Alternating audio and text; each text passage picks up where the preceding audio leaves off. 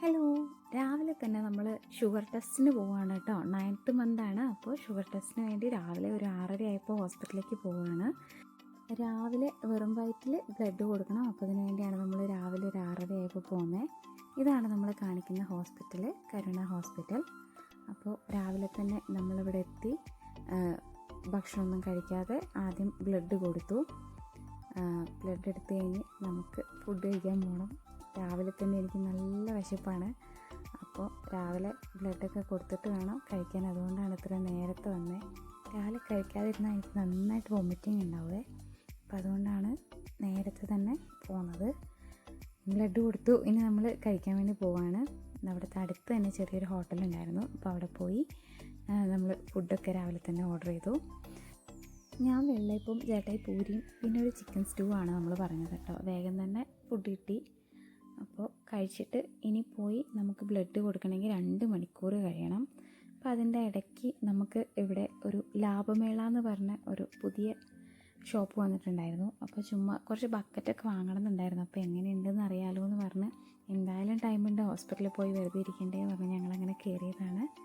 അങ്ങനെ ഞങ്ങൾ ചെറിയ 2 ബക്കറ്റൊക്കെ വാങ്ങി അവിടുന്ന് നമ്മൾ പോന്നു കേട്ടോ. ഒത്തിരി ഐറ്റംസ് ഉണ്ട്. ബാഗുകളൊക്കെ തന്നെ ഒരുപാട് നല്ല കളക്ഷൻസ് ഉണ്ട്. കയറി നടന്ന് കാണാനാണെങ്കിൽ ഒരുപാട് ഉണ്ട് കേട്ടോ. നടന്ന് അവസാനത്തേക്ക് ഞാൻ മടുത്തേ. പിന്നെ നമ്മൾ അവിടുന്ന് വന്ന് രണ്ടാമത്തെ 2 മണിക്കൂർ കഴിഞ്ഞിട്ടുള്ള ബ്ലഡ് കൊടുക്കാൻ വേണ്ടി പോവുക. അങ്ങനെ പോയി രണ്ടാമത്തെ കുത്തും വാങ്ങി ബ്ലഡൊക്കെ കൊടുത്ത് പോന്നു. ഇനി അതിൻ്റെ റിസൾട്ട് കിട്ടണം. അപ്പോൾ ആ ടൈം കൊണ്ട് നമ്മളൊന്ന് പോപ്പീസ് തൊട്ടടുത്തുണ്ട്, അവിടെ വരെ പോയി. കുഞ്ഞാവയ്ക്കുള്ള കുറച്ച് ഐറ്റംസൊക്കെ ഞാൻ യൂട്യൂബിലൊക്കെ നോക്കി ഇങ്ങനെ സെലക്ട് ചെയ്ത് നോട്ട് ചെയ്ത് വെച്ചിട്ടുണ്ടായിരുന്നു. അപ്പോൾ അതനുസരിച്ച് കുറച്ച് ഐറ്റംസൊക്കെ വാങ്ങാൻ വേണ്ടി പോയതാണ്. അത്യാവശ്യം വേണ്ടുന്ന കുറച്ച് ഐറ്റംസൊക്കെ നമ്മൾ അവിടെ നിന്ന് തന്നെ വാങ്ങി. റിസീവിങ് ടവലും ജബ്ലാസും ഫേസ് ടവലും അങ്ങനെ കുറച്ച് അത്യാവശ്യ സാധനങ്ങളൊക്കെ നമ്മൾ അവിടെ നിന്ന് വാങ്ങി കേട്ടോ. നല്ല ക്വാളിറ്റിയുള്ള ക്ലോത്തും കാര്യങ്ങളുമാണ്. സോഫ്റ്റ് ക്ലോത്താണ്, മസ്ലിൻ്റെയാണ് നമ്മൾ വാങ്ങിയത്.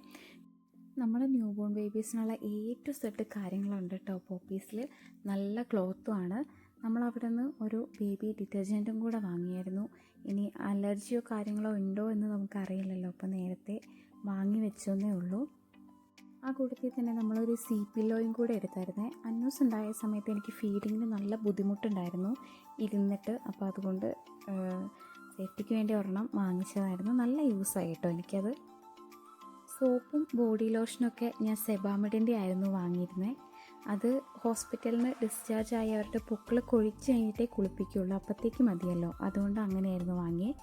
പിന്നെ നമ്മളിതാ ഹോസ്പിറ്റലിൽ തിരിച്ചെത്തി, ഡോക്ടറിനെ കണ്ടു, മരുന്നൊക്കെ വാങ്ങി. നമുക്ക് 18-ാം തീയതിക്കാണ് ഡേറ്റ് പറഞ്ഞിട്ടുള്ളത്. ഒരു 1 വീക്കേ ഉണ്ടായിരുന്നുള്ളൂ. 1 വീക്ക് കഴിഞ്ഞ് അഡ്മിറ്റ് ആവണം.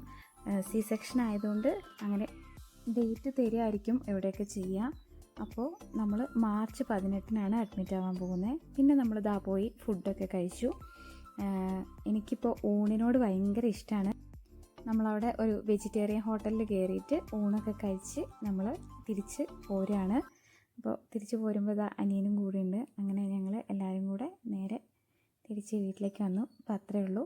അടുത്ത വീഡിയോ ആയിട്ട് കാണുന്നവരേക്കും ബൈ.